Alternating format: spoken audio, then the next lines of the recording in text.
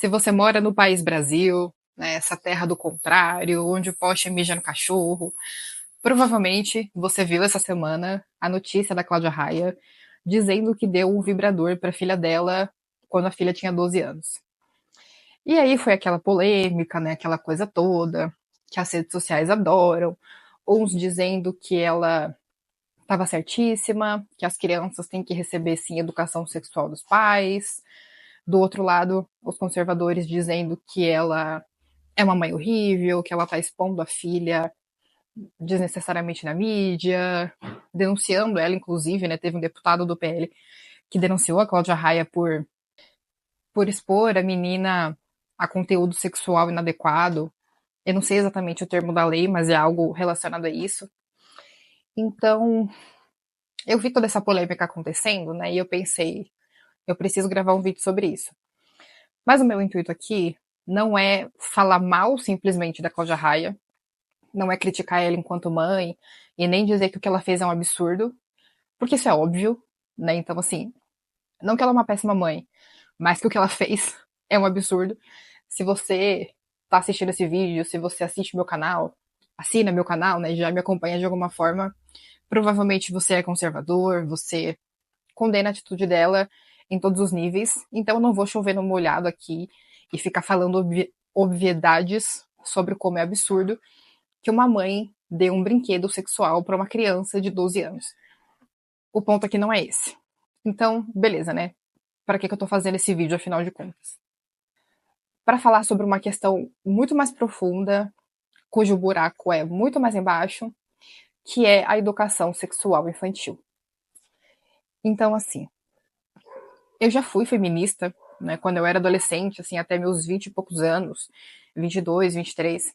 Eu era a típica feminista militante, sem muita coisa na cabeça, que nunca estudou realmente sobre o tema, né, que nunca, na época, não tinha lido as feministas na fonte, né, as primeiras feministas, as teóricas do movimento e tal. Então eu era a típica garota adolescente de universidade que só reproduziu o discurso através principalmente dessa ideia de liberdade sexual, de liberdade de feminina em todos os aspectos, né? Meu corpo, minhas regras, essa pataquada toda.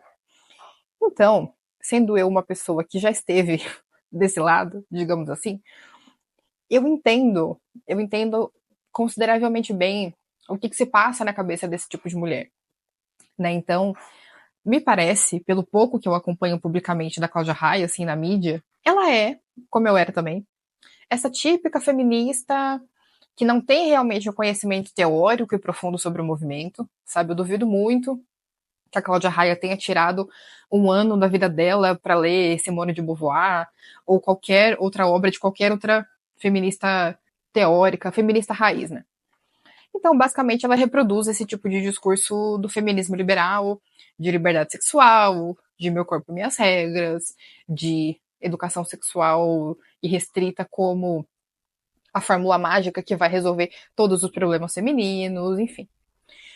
Então, dentro dessa cosmovisão, que muito provavelmente ela tem, eu só não digo que tem com certeza porque eu não conheço ela pessoalmente, né? Mas assim, 99% de certeza que é assim que ela pensa. Ela não fez realmente mal pra filha dela, na cabeça dela, né? Ela realmente fez isso porque ela acredita mesmo que a educação sexual é algo fundamental para uma menina, né, para uma pré-adolescente que está ali, teoricamente, entrando nessa fase de descoberta da sexualidade, né, esse termo que as feministas adoram. Então, realmente, ela fez isso pensando no bem da filha. Por isso que eu acho um pouco complicado essa ideia de tentar combater o que ela fez através da lei, sabe? Através de processo, através de indiciamento de qualquer tipo. Porque a educação sexual é muito mais profunda do que esses pequenos atos isolados. Então, tudo bem, eu acho que nesse caso, o maior erro que ela cometeu, digamos assim, foi falar sobre isso numa rede de televisão. Ela deu uma entrevista sobre isso em Portugal, se eu não me engano. Então, ela expôs a intimidade da filha, ainda que a filha hoje já seja maior de idade, né, já é uma mulher de 22 anos, mas ainda assim, ela expôs a filha, em um momento muito íntimo de algo que jamais deveria ser aberto para ninguém, além das duas, assim. Mas essa é outra questão, né? Como as celebridades em geral normalizam essa coisa de sair falando da vida íntima delas e da família, dos amigos, enfim. Mas esse é papo para outro vídeo. Voltando à questão da educação sexual. As pessoas têm muito essa visão, e isso acontece inclusive entre os conservadores, de que a educação sexual é uma espécie de quase que um ritual de passagem, assim. Uma coisa que você deve fazer, você deve começar a fazer essa educação sexual só quando o seu filho entra ali na puberdade, né? Quando ele tá saindo da infância para a adolescência. Aí chega aquele momento mágico, né? Místico, de alguma forma, em que você vai ter que ter a conversa com ele, com ela, enfim, seja menino ou menina. Você vai ter aquela conversa terrível, super desagradável, que talvez alguns de vocês tenham tido quando vocês eram crianças, né? Mas hoje em dia tem essa ideia de que você precisa ter essa conversa, onde você vai sentar com a criança e passar 6 horas ali explicando para ela todos os pormenores de como funciona o sexo biológico, tanto o sexo no sentido físico, né? Como funcionam os órgãos sexuais, como que o ato sexual funciona, o que vai aonde, o que entra em que, enfim, esse tipo de coisa. Mas o fato é que essa é uma visão completamente deturpada do que deveria ser uma educação sexual de qualidade. Como todo processo educacional como um todo, né, ele tem que estar contido dentro de um processo maior de formação da criança. Então não tem como você dissociar a ideia de educação sexual da educação da criança como um todo. O corpo dela, os órgãos sexuais dela, não só os sexuais, mas, enfim, todos os órgãos do corpo, a forma como ela vai utilizar esse corpo no mundo, enfim. Eu tô falando igual o esquerdista, né? Mas beleza. A forma como a corporeidade dela vai ser construída. Tudo isso é parte de um processo único, é um processo integral. Não existe essa separação. Então, quando a gente começa a querer separar a sexualidade do restante da educação como se ele fosse algo à parte, na minha visão, esse já é o primeiro erro. De vários que eu vou elencar aqui. Mas esse já é o primeiro erro. Porque você está justamente apartando a sexualidade da vida comum da criança. Mas essa é uma separação artificial, que muitas vezes a gente faz porque a gente acha que vai facilitar a conversa, né, que vai ser menos constrangedor ou menos cringe. Você sentar com uma criança de 12 anos para conversar sobre pênis e vagina. Né? Então a gente vai criando essas artimanhas para tentar facilitar o processo. E isso pode até facilitar de certa forma para a gente, né, que vai ter que lidar com aquilo ali por menos tempo. Mas para a criança vai ser péssimo, porque vai criar essa divisão na cabeça dela. Como se a sexualidade como um todo fosse algo apartado da vida, o que não é verdade. Esse é o primeiro erro. Outro erro, que para mim é muito claro, é essa ideia de separar o ato sexual do restante da sexualidade da pessoa como um todo. Então, às vezes a gente se esquece de que crianças são pessoas, mas é sempre bom lembrar desse fato, né? A sexualidade não é uma coisa que vai nascer do nada junto com a puberdade. Tipo assim, a criança não vai acordar um belo dia, quando ela tiver 12 anos, ou 14 anos, ou qualquer idade que você acha que para você seria mais agradável ter que lidar com isso, e de repente começar a pensar sobre sexo e descobrir que isso existe. A sexualidade já vai nascendo dentro da criança desde a infância. Ela já tem sensações físicas, ela já tem o tato. Se ela se tocar de alguma forma, ela vai perceber que existe uma sensação diferente ali. Se Deus me livre e guarde, né? Aquilo que nenhuma. Eu falando como mãe, é um pouco difícil até de pensar nisso. Mas caso a criança sofra algum tipo de abuso ou algo assim, ela vai ter sensações decorrentes daquele abuso.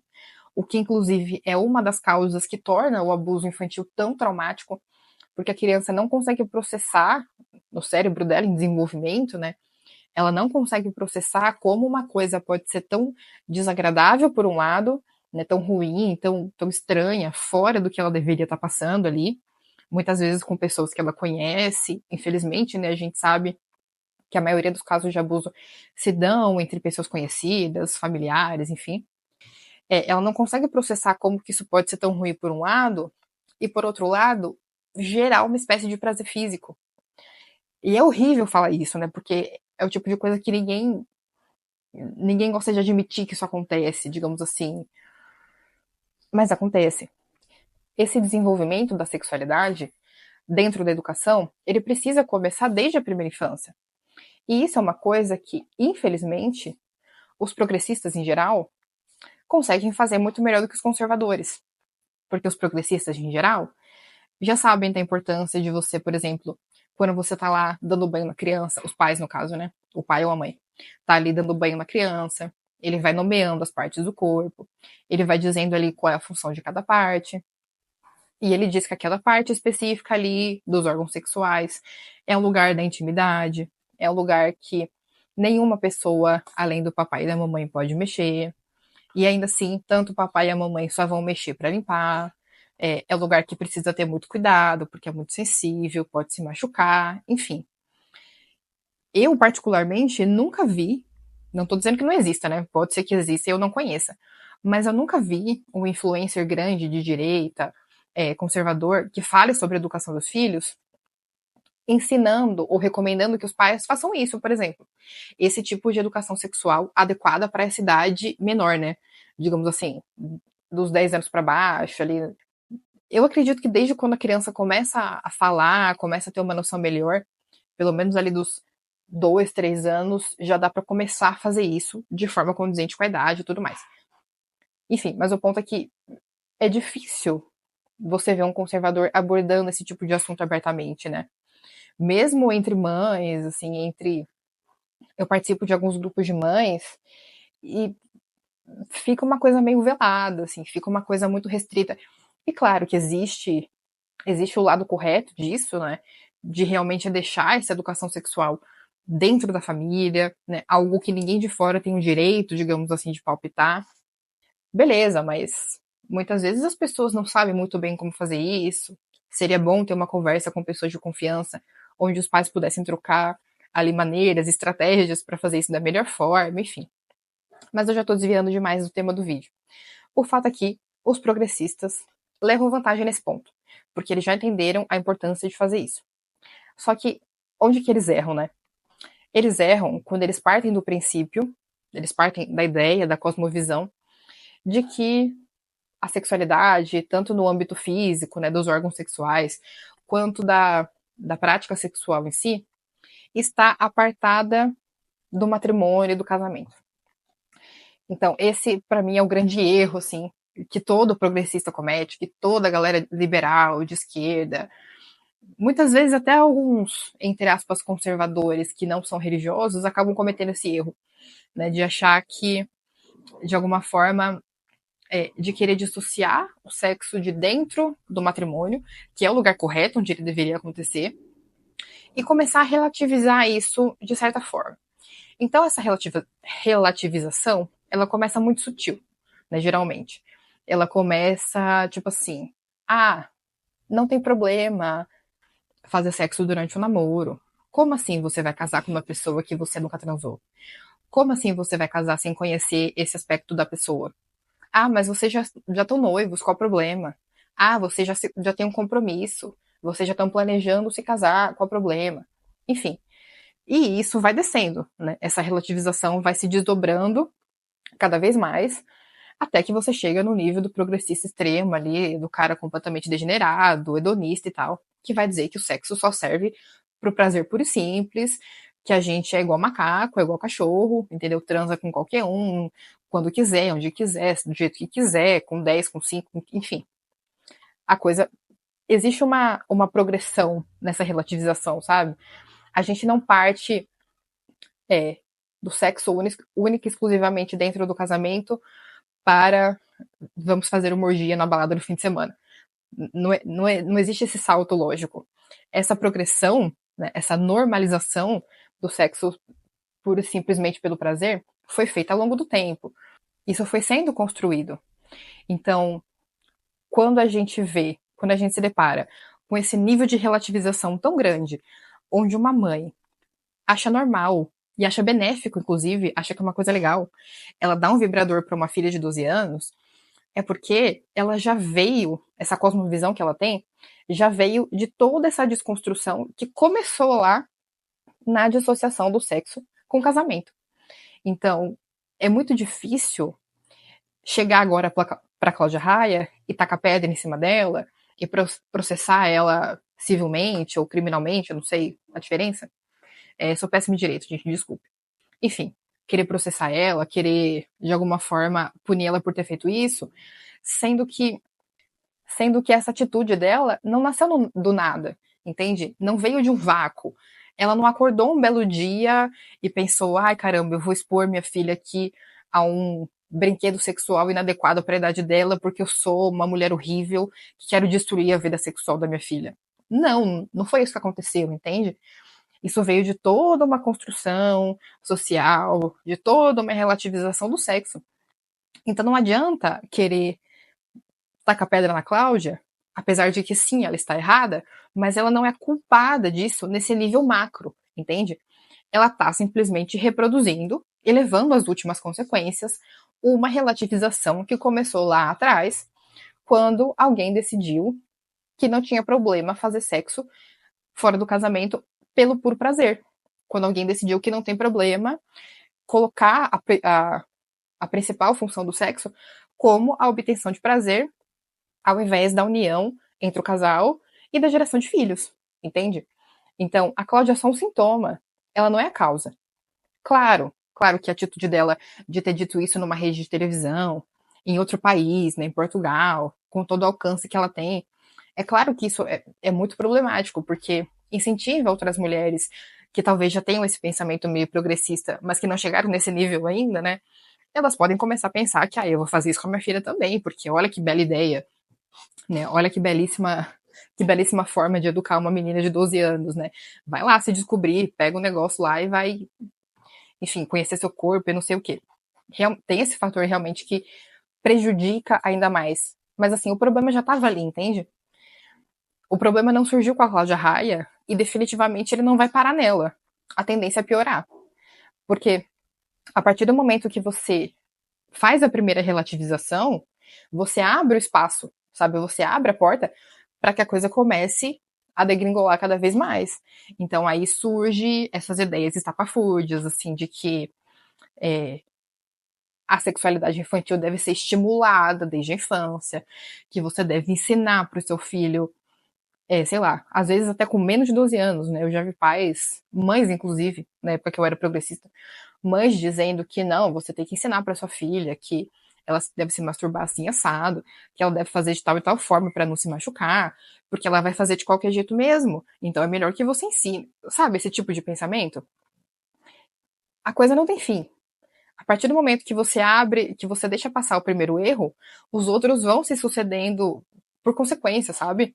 Até a gente chegar no ponto extremo do extremo, que é pessoas defendendo, por exemplo, eu não sei se eu posso falar essa palavra aqui, não sei se vai prejudicar o alcance do meu canal, porque o YouTube não gosta muito, né? Mas até a gente chegar no ponto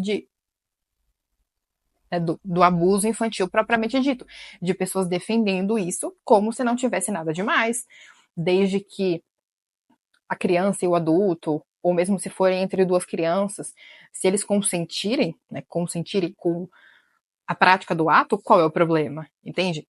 Então, esse pensamento também é fruto dessa relativização. Não dá para separar uma coisa da outra. Por isso que, assim, como uma mãe que se preocupa, obviamente, muito, né, com a educação da minha filha como um todo, eu percebo que os outros pais, na tentativa de combaterem esse tipo de comportamento, porque eles veem esse tipo de fala, obviamente, como algo muito danoso, que pode atingir os filhos deles de alguma forma, mas então eu entendo que eles tentem, digamos assim, como eu falei, né, bater na Cláudia como se a culpada fosse ela, mas no fim das contas não adianta, entendeu?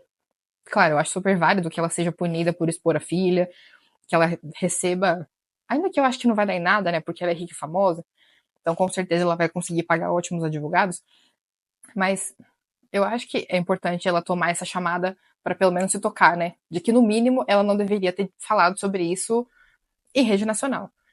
Agora, ainda que ela seja punida, ainda que ela seja processada, que ela tenha que pagar uma indenização, enfim, a opinião dela sobre isso vai mudar? Não vai, entendeu? Ela vai deixar de defender esse tipo de educação sexual e de visão da sexualidade como um todo que ela defende? Não vai também. Então é meio que inútil, sabe? É tentar resolver um problema mirando no sintoma ao invés de mirar na causa. Então, não tem jeito, gente.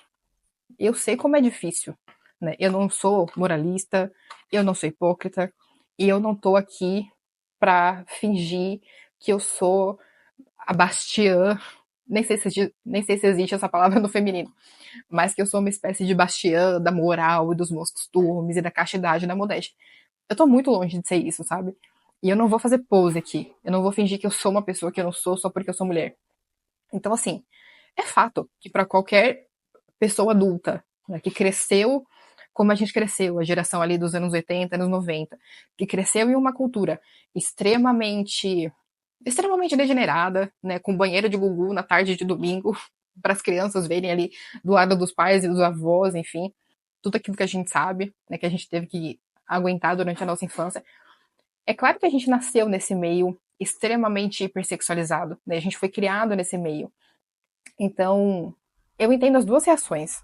Eu entendo tanto as pessoas que acabam caindo nesse moralismo, beirando o farisaísmo ali, né? De não querer nem falar nesse assunto, sabe? De não querer nem conversar sobre isso nos meios religiosos e tal, porque acham que de alguma forma isso vai induzir algum tipo de pecado, enfim.